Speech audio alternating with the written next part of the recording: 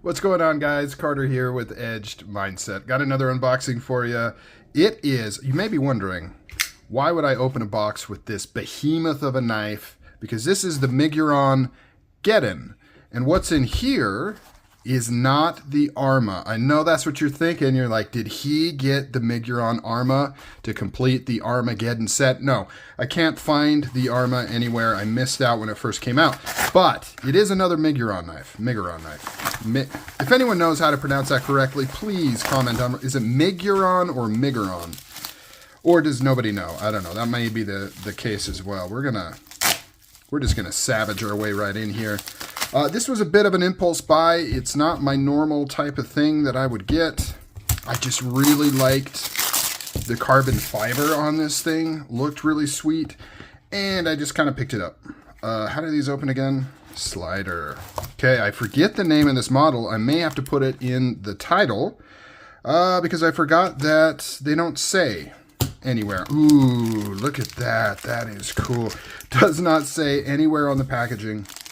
I'm going to have to look it up when I go to upload this, but here it is. It is a flipper. I'm not a big flipper fan, but I just had to get this carbon fiber. I believe this is aluminum that is interwoven in this carbon fiber right there. That is gorgeous. That looks really cool. I also was really drawn to this milling pattern on these bolsters here. Are these true bolsters? No.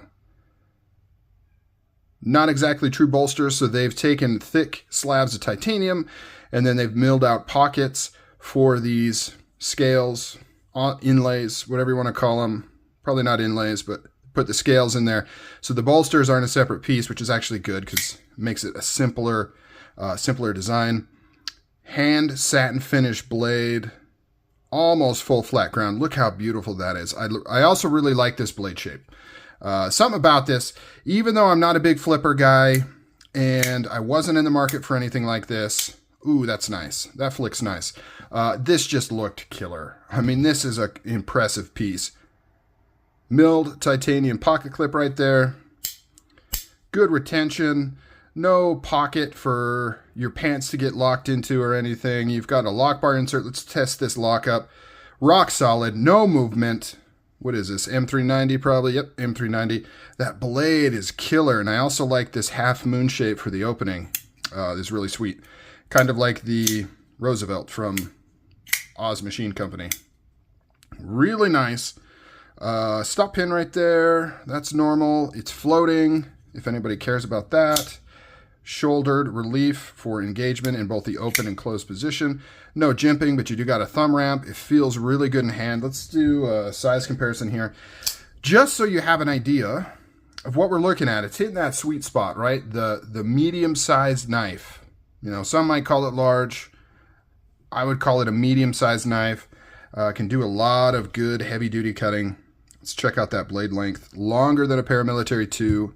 The Paramilitary 2 is a little bit longer overall, though. As everybody knows, the Para 2 has a really long handle to blade, and then it also has this choil here, so you're not getting that much cutting length. But who am I to complain? I like Striders, and those have the worst cutting edge to overall length ratio known to man, it seems like. Let's compare it to this just for fun. We got that. Let's do weight.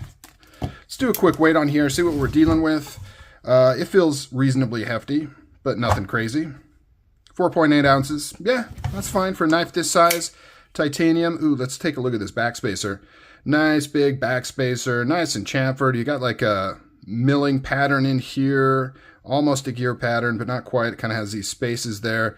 That carbon fiber, though, is really, really cool. Relief is on the inside. Not that it matters because it's covered by the scales anyways. Let's see. Anything else interesting going on here? Flip's really, really good. Let's see if we can get it to fail. Ooh, almost. I bet if I stand it up, I can. Yeah. So if I really try, I can get it to fail. But it flips really good. This hole, I can barely get my thumb and finger in there. Just right at the top here. But it feels pretty good. And if you have smaller fingers than me, it'll definitely not be an issue. Nice and centered. This is pretty cool. I love this black and white kind of schema, right? The monochrome schema. Not any crazy colors going on here. carbon fiber contrasting with this milling pattern. Looks really cool. There's the M for Miguron on the custom pivot right there. Let's look at this blade one more time.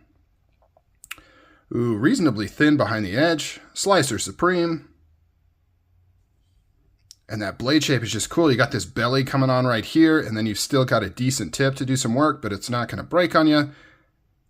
Reasonably thick blade stock. This one's pretty cool.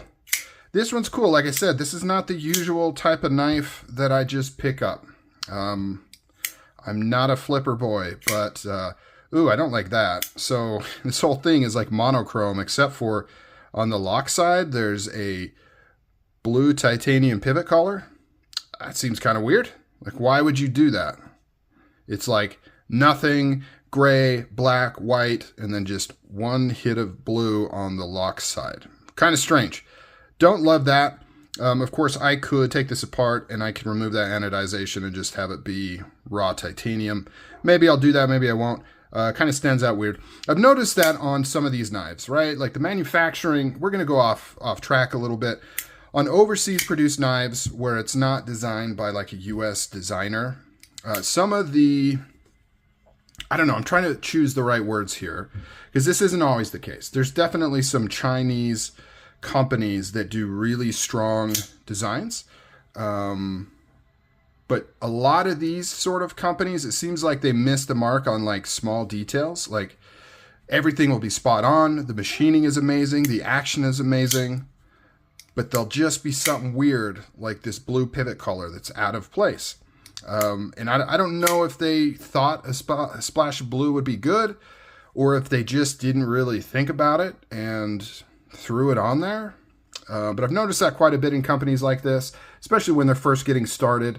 And, you know, I don't know the ins and outs of how these designs come to be. I don't know, you know, there's a designer behind this, so I don't know if they chose this or, you know, if when they were manufacturing this, they just were like, well, we've got to have a pivot collar because of how we do our pivots, so we'll just throw a blue one on there. Or if the designer actually chose that color. Who knows? I also don't know if this company is the one that made this knife or if somebody else manufactured it. Man, this action is like so smooth though. So smooth. Really, really nice flippy boy. If you're into like smooth flippers, you're going to like this. It's not even broken in yet. Yeah, it's just like floating on a cloud. But yeah, so I've noticed that on a few of these sort of knives from companies similar to this. Maybe there's something there. Maybe there's not. Maybe it's just me looking at things too closely. But really cool. Really cool. The price on this thing, God, what was it? I think it was like $225 or something, just over $200 for titanium, carbon fiber. Not a bad deal. I ordered right off of the Miguron website and it came relatively quickly. You know, honestly, no complaints there. I mean, it was coming from overseas, right? So it did take longer than a local US company, but it came really quick. They sent it out fast. Man, look at that. Look at that satin blade though. I am a sucker for a hand satin blade. Absolutely gorgeous. Absolutely gorgeous. So check it out if you want. If not, that's cool too.